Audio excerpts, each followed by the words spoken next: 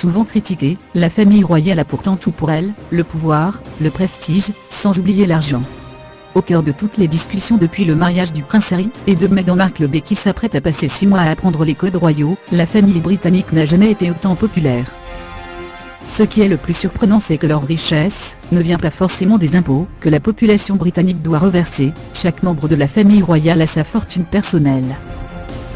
En cumulant les héritages, les biens immobiliers, la fortune de la famille royale s'élèverait entre 88 et 100 milliards de dollars d'après le magazine d'économie Forbes. Et oui, vous avez bien lu 100 milliards. Découvrez à présent à combien s'élève la fortune de chaque membre. Bien sûr, on commence avec la reine qui est la personne la plus puissante et riche de la famille.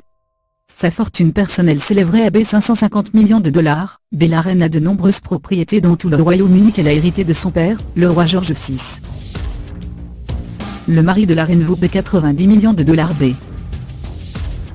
Bien qu'elle soit morte il y a plus de 20 ans, princesse Diana est toujours autant populaire. À sa mort, la princesse valait 31,5 millions de dollars, une grande partie provenant de son divorce avec le prince Charles, 25 millions. Quand elle a disparu, 75% de sa fortune a été partagée entre ses fils William et Harry.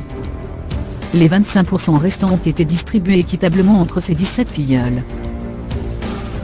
Bien qu'il soit le membre de la famille le moins apprécié, Prince Charles est l'héritier direct du trône. Ce qui lui vaut de peser très lourd dans la balance des fortunes. Celui-ci vaut plus de 100 millions de dollars, plus que son père le prince Philippe. Les princesses Eugénie et Béatrice sont les filles du prince Andrew, le fils de la reine, et de Sarah Ferguson. Les cousines des princes Harry et William auraient 5 à 6 millions de dollars chacune. Bien qu'elle soit née roturière, Kate Middleton était loin d'être pauvre lors de sa rencontre avec le prince William. Ses parents sont les fondateurs de la société Party Peace qui vaut plusieurs millions. Avant d'habiter dans son luxueux palais avec son prince, les parents de Kate lui avaient payé un appartement à plus 1,5 million de livres dans le quartier de Chelsea à Londres. La fortune personnelle de la duchesse s'élèverait entre 5 et 7 millions de dollars. Prince est le second en ligne pour la couronne. De nombreuses personnes pensent d'ailleurs qu'il est héritier direct puisque Prince Charles compte lui céder le trône quand le temps sera venu. La fortune du prince s'élèverait à plus de 40 millions de dollars, notamment grâce à l'héritage de sa mère. Ce n'est pas parce qu'ils sont encore jeunes qu'ils ne sont pas les plus influents et les plus riches.